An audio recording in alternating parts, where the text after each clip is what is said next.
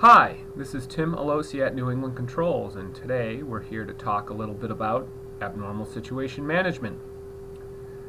Well, unfortunately, abnormal situations are kind of normal in all of our facilities. Oftentimes, we associate them with alarms, but quite frequently, the abnormal situations are actually caused by something else that resulted in an alarm. It could be a measurement that was bad, an instrument that was bad, a device like a valve that's in the wrong position, and these often result in alarms. So when we talk about abnormal situation management, there's three components that we like to talk about.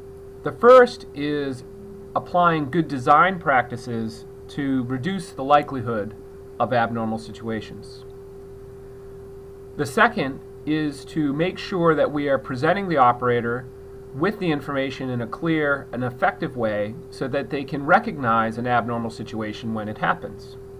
And the third concept is to help the operator respond effectively by presenting them with the right information for the situation as it presents. Today we're going to talk about design, and specifically about simplifying how the automation system is organized in order to help the operator operate their plant and reduce the likelihood of making mistakes. And we do this with something we call an equipment-oriented approach using equipment modules. Now, as you can see from our demo here, we have a vessel, and that vessel has some temperature control. And the temperature control, as you would expect, is actually a little complicated. There's a couple of block valves here, there's a couple of control valves, there's a couple of control loops, and some measurements coming from the vessel, along with a recirculation pump. Now, if the operator has to remember all the right positions to put these devices in order to effectively control the temperature, the likelihood of him making a mistake is a little high. So, what we've done with our equipment-oriented approach is organize all these devices that perform a common function, temperature control, into an equipment module. Let's take a look at how that works.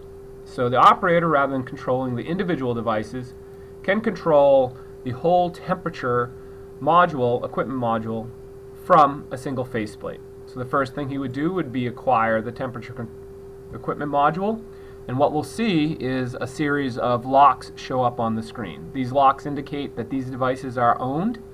They may be owned by a batch. In this case, they're owned by the operator and the equipment module. If the lock isn't present, the operator can still control a valve just like they normally would. Let's go back to our temperature module. So once the operator has acquired it, they can select a mode, such as jacket mode or internal mode, and then send the command to run. Now what we're going to see here, we see in our message area that the equipment module is initializing, any previous holds are being cleared, they're enabling any failure monitoring, and they're setting up the module for temperature control using the jacket. We just see the pump start. In a second we'll see our block valve open, our control valve open, and I had previously requested that the jacket get ramped down to 50 degrees, and we're seeing that that ramp now is active. So as you can see, this provides an optimized and simplified interface to our equipment, helping the operator more effectively control our plant and reducing the likelihood of abnormal situations. I hope that this has been a helpful screencast, and I hope to see you all at the ISP Tabletop Show in October of 2011.